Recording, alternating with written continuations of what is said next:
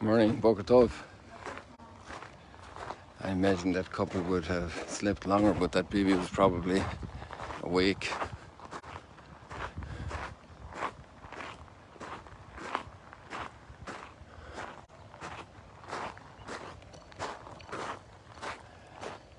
Let me see if somebody wants to say hello this morning. He's walking here in the Holy Land, all over the Holy Land. Tal Valentin, ¿quieres sí, está en vivo? Wow. ¿Quieres saludar a la gente? Vale, sí, perfecto. I want to have Father Valentin here say hello to you. Hi, good morning. I'm Father Valentin from Spain, and I am touring, doing a pilgrimage on foot here in Holy Land. In this weather?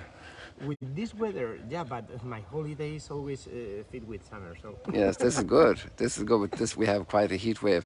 So, where did you walk? Tell us where you started walking. Well, I started at Haifa, I went to Akko, and then to Ibelin, Nazareth.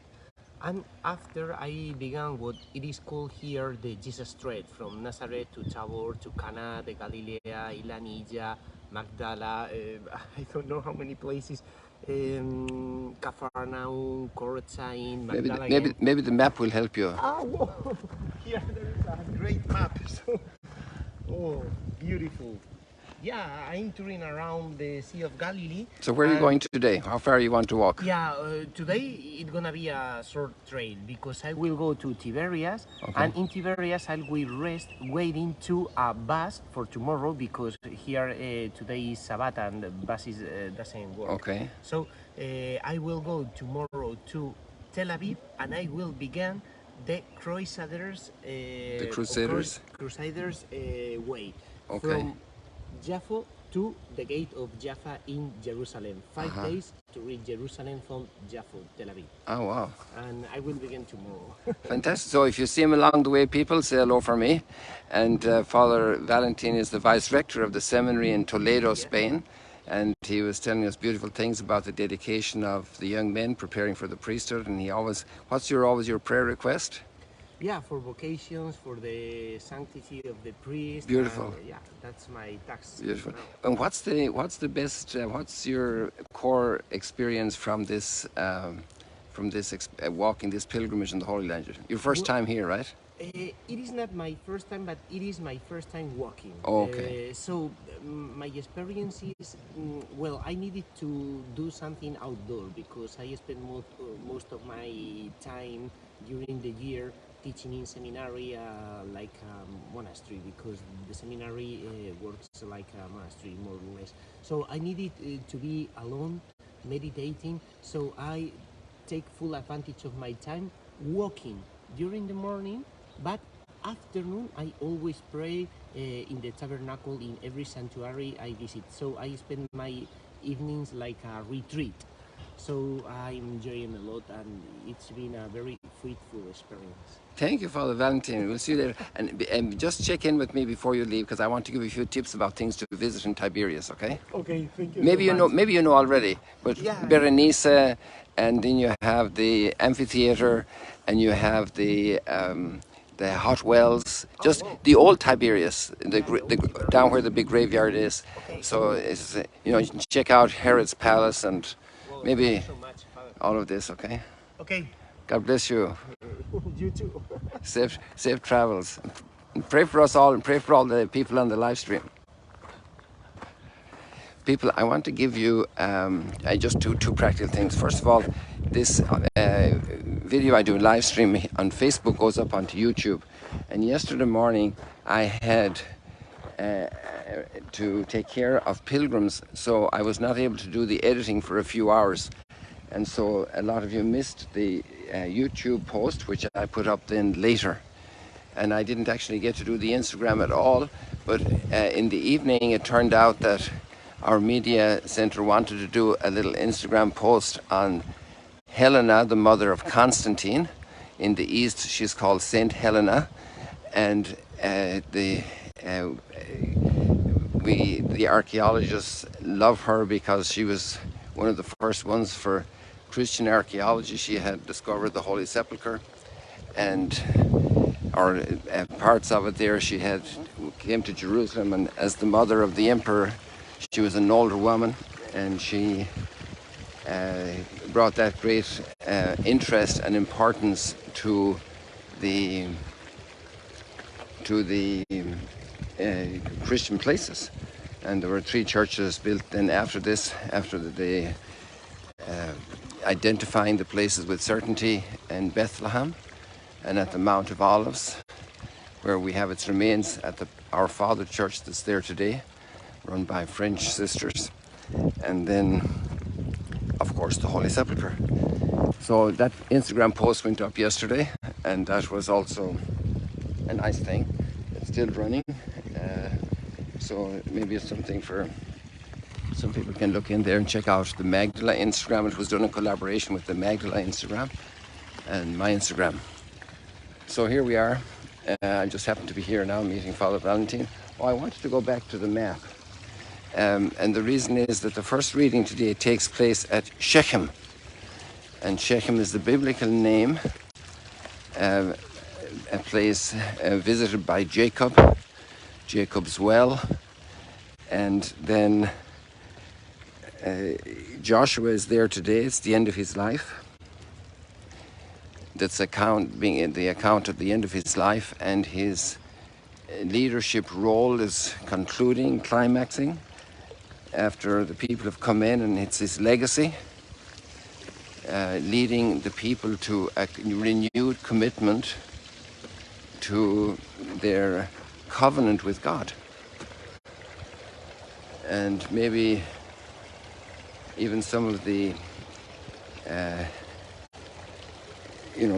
this is then obviously the end of the book is obviously later than Joshua, for sure, and maybe they are already aware of the infidelities and they're aware of the brokenness, but how God is still faithful to his people. So he's encouraging the people to be faithful. He's challenging them. The great role of leadership. Sometimes leaders try to please the people, to get approval, to get votes. Even parents can try to please children in order for the children to smile at them. It's a tremendous betrayal of the children, because the children also need firm leadership, choices to make for academics, for behavior, for relationships, and little by little people grow to maturity to make their own choices. And obviously that's also a role. Good morning. Oh, I remember yesterday, Switzerland and Israel. So here we have Jacob's well, and here is the location. This is called Nablus today in the West Bank, because the Romans redid the town, and Neapolis, new town, like we have Naples in Italy, and there's eventually a Naples in Florida. And so Neapolis, Nablus, because the Arab tongue isn't good with a P, so they turn it into a B, so it's called Nablus. And it's today in the West Bank. And so here we have a representation on this beautiful map. Places also are of great value because they remind us of things. Our home place. How many people look back to their country of origin when they're living on a different continent? My people are from there. In Canada, looking back towards France for the French speakers, back towards England for the English speakers. In the US, German speakers looking back to Germany. Even the Irish look back to Ireland, imagine.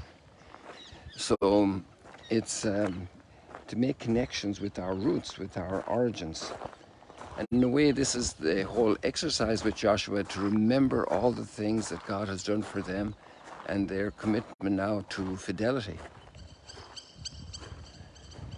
So there we have the first reading. And then the second reading is very simple. It's a reading, very short. It's the reading of the little children who want to come to Jesus. And some people think that they're too small, they don't count, they bother. Let the little children come to me. You know, we human beings tend to make selections and exclusions, and that's part of the activity of our brain. These are olive trees and these are palm trees, and they're not the same, they're different. So we're always making selections and according to different criteria, sometimes what is pleasant to the eye, sometimes what's good for the taste, sometimes what bears fruit, some that are a pest and a bother. And we do that even with people as well, sadly, but that's true. So it's a whole path of growth for us to learn to respect every person in every age. I read a very beautiful text, and I'm just trying to remember exactly where it was. It was a commentary actually on Helena, and that's interesting. That was yesterday evening. And it was about, because she was in her mid-70s, and she came to Christ very later in her life, had a very, very difficult life. And she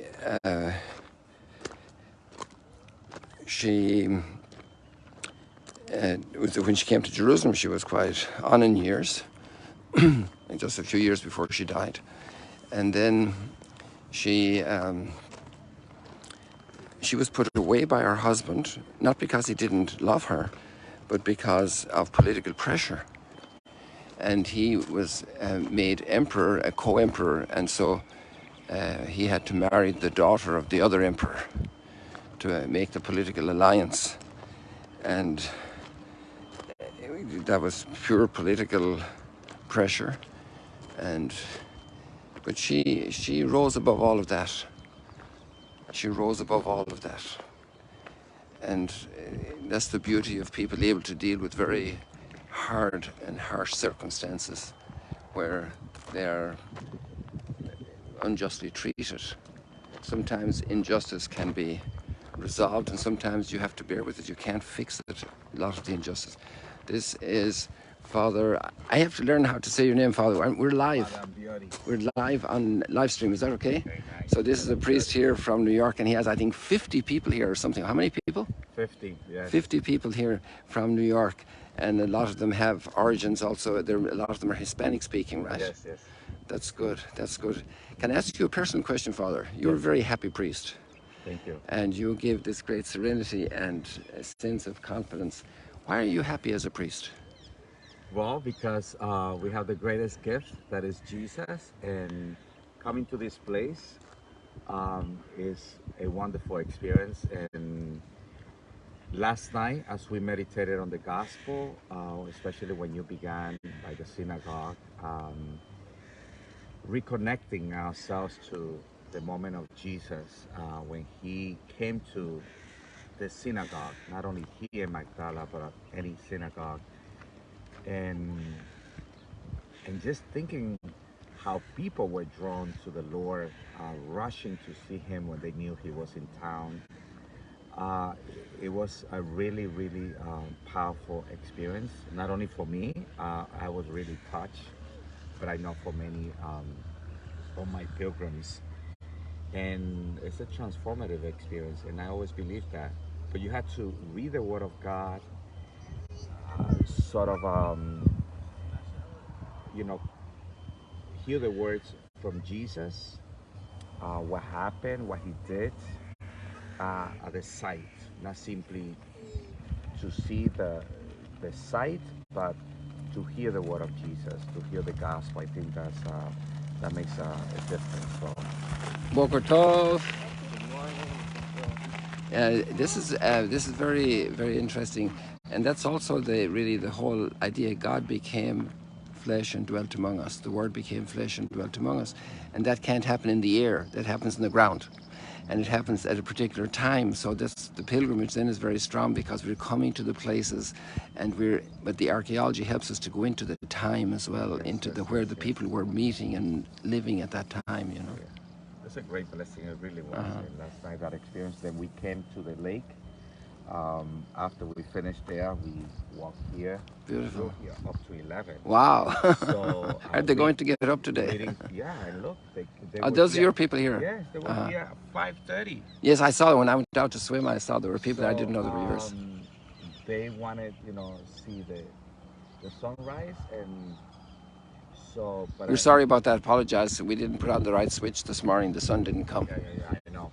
But I told them also, they have to spend, a little bit of quiet time. I Okay. think that's important. Okay. And I think for everyone, we get very busy Right. running around, and we could lose sight, as we are, walking around, seeing the sights. And I had told them that since the first day. I said, like when you enter a church, spend even 1 minute or two Exactly. in silence, pray. Exactly. Because right, we can do a lot of things. Exactly. Even if it is a religious pilgrimage, but Exactly. right, but not have that moment of silence. I have another surprise for you about that if you let me this evening when they come Sure. back, okay?